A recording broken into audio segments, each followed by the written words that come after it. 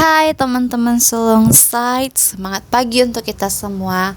Pada video kali ini aku ingin bicara soal nilai-nilai sampah. Yap, nilai-nilai sampah. Ada sejumlah nilai umum yang menciptakan masalah yang sangat-sangat buruk bagi banyak orang. Problem yang nyaris tak mungkin dipecahkan. Jadi, mari kita lihat sekelas apa saja itu ya teman-teman. Oke, yang pertama yaitu kenikmatan. Kenikmatan itu memang menyenangkan, namun ini adalah suatu nilai yang menakutkan jika dijadikan prioritas dalam hidup teman-teman. Tanya pecandu narkoba manapun, bagaimana pencarian akan kenikmatan berbalik arah. Tanya tukang selingkuh yang menelantarkan keluarga dan kehidupan anaknya, apakah kenikmatan pada akhirnya membuatnya bahagia? Tanya pria yang tak bisa berhenti makan sampai-sampai nyawanya nyaris melayang, apakah kenikmatan menolongnya keluar dari masalah?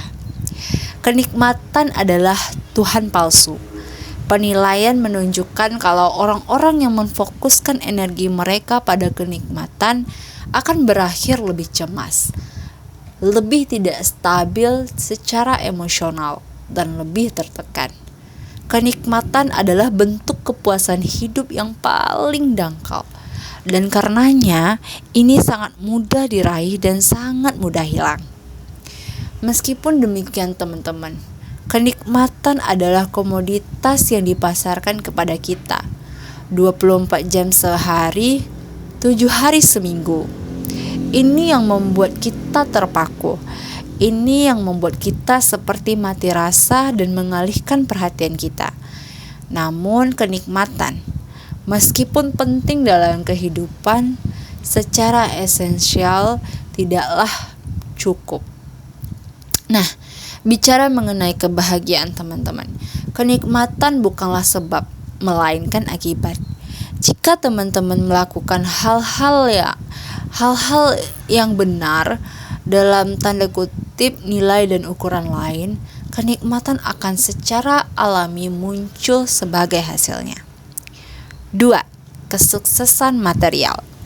Banyak orang mengukur martabat mereka berdasarkan pada seberapa besar penghasilan mereka, atau mobil jenis apa yang mereka kendarai, atau apakah rumput di halaman mereka lebih hijau dan indah daripada milik tetangga sebelah. Peneliti menunjukkan teman-teman bahwa begitu seorang mampu memenuhi kebutuhan dasar mereka seperti sandang, pangan, papan, dan seterusnya, korelasi antara kebahagiaan dan kesuksesan duniawi mendekati nol. Jika teman-teman sedang kelaparan dan hidup di jalanan India, pendapatan $10 setahun akan memberikan pengaruh yang sangat besar untuk teman-teman. Namun, jika teman-teman adalah bagian dari kelas menengah di suatu negara berkembang, uang sebesar $10.000 setahun tidak akan berpengaruh banyak, dalam artian itu sama saja karena mati-matian. Kerja keras, pulang malam, ditambah lembur di akhir pekan, tanpa ada faedah sama sekali. Nah, masalah lain yang muncul teman-teman jika penilaian kita terhadap kesuksesan material terlalu berlebihan adalah bahaya untuk meletakkan nilai ini di atas semua nilai lainnya, seperti kejujuran, anti kekerasan, dan kasih sayang. Ketika orang-orang mengukur diri mereka tidak berdasarkan perilaku, melainkan oleh aneka simbol status yang mampu mereka kumpulkan, bukan hanya mereka dan orang yang dangkal, namun kemungkinan mereka ini adalah orang-orang bangsat. 3. Selalu benar. Otak kita adalah mesin yang tidak efektif. Secara konsisten, kita membuat asumsi yang buruk, peluang yang keliru, ingatan yang salah terhadap satu fakta, bias kognitif, dan kepuasan berdasarkan gejolak emosi. Sebagian manusia ya teman-teman, kita berbuat salah selalu cukup konstan. Sehingga jika ukuran kesuksesan hidup kita adalah menjadi benar, maka jangan heran kalau teman-teman akan kerepotan merasionalisasi semua kekeliruan yang terjadi pada diri teman-teman. Faktanya teman-teman, orang yang mendasarkan penghargaan diri mereka pada ambisi yang selalu benar, menghalangi diri mereka sendiri untuk bisa belajar dari kesalahan itu sendiri. Mereka menjadi kurang mampu mengambil satu sudut pandang baru dan berempati terhadap orang lain. Mereka menutup diri mereka sendiri terhadap informasi baru dan penting. Akan jauh lebih membantu jika teman-teman mengasumsikan diri teman-teman tidak paham dan tidak tahu banyak.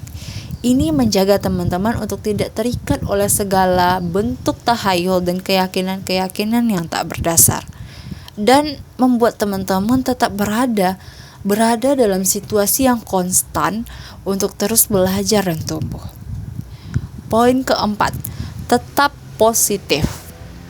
Nah, kemudian ada beberapa orang yang mengukur hidupnya dari sejauh mana mereka mampu untuk menjadi selalu positif dalam hampir semua hal. Kehilangan pekerjaan Anda, bagus. Inilah peluang untuk mengeksplorasi minat Anda. Suami selingkuh dengan saudara teman-teman. Ya, setidaknya teman-teman belajar kalau dia berarti dalam hidup teman-teman. Anak teman-teman sekarat akibat kanker tenggorokan. Setidaknya teman-teman tidak perlu membiayai kuliahnya lagi. Meskipun ada sebuah ungkapan, apapun yang terjadi, tetaplah optimis. Sejatinya, kadang hidup menyebalkan, dan hal paling sehat untuk dilakukan adalah mengakuinya. Pengingkaran terhadap emosi negatif menuntun kita untuk mengalami emosi negatif yang lebih dalam dan berkepanjangan, serta disfungsi emosional. Terus-menerus bersikap positif justru merupakan salah satu bentuk penggelakan terhadap masalah, dan bukan cara yang tepat untuk menyelesaikannya. Masalah-masalah yang boleh jadi justru menguatkan dan memotivasi teman-teman, seandainya teman-teman bisa memilih nilai dan ukuran yang benar. Ini sederhana, sungguh sederhana teman-teman. Aneka kegagalan orang-orang yang kita kesal, kecelakaan terjadi. Hal-hal itu membuat teman-teman merasa buruk, dan itu tidak apa-apa. Emosi negatif adalah suatu komponen kesehatan emosional yang harus ada. Menyangkal sisi negatif tersebut sama dengan mengekalkan masalah, bukannya menyelesaikan. Nah, trik untuk emosi negatif adalah 1. Mengapresiasi dalam suatu cara yang dapat diterima dan sehat secara sosial. 2. Mengungkapkan dalam suatu cara yang selaras dengan nilai-nilai teman-teman. Contoh sederhana, nilai yang saya pegang adalah anti kekerasan. Karena itu, ketika saya marah terhadap seseorang, saya mengungkapkan kemarahan tersebut. Namun, saya juga menegaskan untuk tidak memukul wajah seseorang. Ide yang radikal, saya tahu. Namun, kemarahan bukanlah masalahnya. Kemarahan itu alami. Kemarahan adalah bagian dari kehidupan. Kemarahan bisa dikatakan cukup menyehatkan di banyak situasi. Ingat, emosi hanya suatu umpan balik. Paham kan bedanya teman-teman? Memukul seseorang tepat di mukalah yang jadi masalah, bukan kemarahan itu sendiri. Kemarahan hanyalah pembawaan pesan dari pukulan saya yang melayang ke wajah teman-teman. Jangan salahkan pembawaan pesannya, salahkan pukulan saya atau wajah teman-teman. Bercanda teman-teman. Nah, saat kita memaksakan diri untuk tetap positif sepanjang waktu, kita mengingkari kalau keberadaan masalah itu. Dan ketika kita menyangkal masalah kita menihilkan kesempatan yang kita miliki untuk menyelesaikan masalah dan menjadi bahagia. Permasalahan membuat hidup kita lebih bermakna dan penting. Karena itu menghindari masalah, justru menuntun kita kepada suatu kondisi yang hampa makna.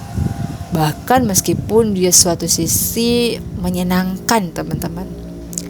Nah, secara jangka panjang, teman-teman, menuntaskan maraton membuat kita lebih bahagia ketimbang menyantap ke coklat. Membesarkan anak membuat kita lebih bahagia daripada memenangkan video game. Memulai suatu bisnis kecil dengan teman-teman dan perjuangan untuk mencapai kesuksesan membuat kita lebih bahagia daripada membeli sebuah komputer baru. Kegiatan-kegiatan tersebut membuat stres, sulit, dan seringkali tidak menyenangkan sama sekali. Itu juga menuntun kita untuk mampu bertahan, mengatasi masalah demi masalah. Namun, akan ada momen yang paling bermakna dan menggembirakan yang kita rasakan. Itu merupakan campuran rasa sakit, jadi payah, bahkan kemarahan dan putus asa. Namun teman-teman, begitu semuanya terlewati, saat menengok ke belakang, kita akan bercerita ke anak cucu kita dengan penuh haru. Seperti yang pernah disampaikan Freud. Suatu hari, ketika kita mengingat masa lalu, tahun-tahun yang penuh jerih payah akan berubah menjadi tahun-tahun yang paling indah. Inilah mengapa nilai-nilai ini, kenikmatan, kesuksesan material selalu benar, tetap positif, merupakan idealisme yang buruk bagi kehidupan seseorang. Karena sebagian momen-momen besar manusia tidak menyenangkan, tidak sukses, tidak dikenal, dan tidak positif. Intinya ya teman-teman, pastikan teman-teman telah mencengkram beberapa nilai dan ukuran yang baik terlebih dahulu. Maka secara alami, kenikmatan dan kesuksesan akan muncul sebagai hasilnya. Hal-hal itu merupakan efek samping dari nilai-nilai yang baik. Secara substansial ya teman-teman, hal-hal tersebut hanyalah kenikmatan yang hampa. Oke, terima kasih untuk teman-teman yang udah dengerin kisah kita pada hari ini. Jangan lupa tinggalkan like jika teman-teman suka, dan jangan lupa tinggalkan dislike plus komennya jika teman-teman ada masukan demi solongside yang lebih baik lagi ke depannya. Bye bye teman-teman.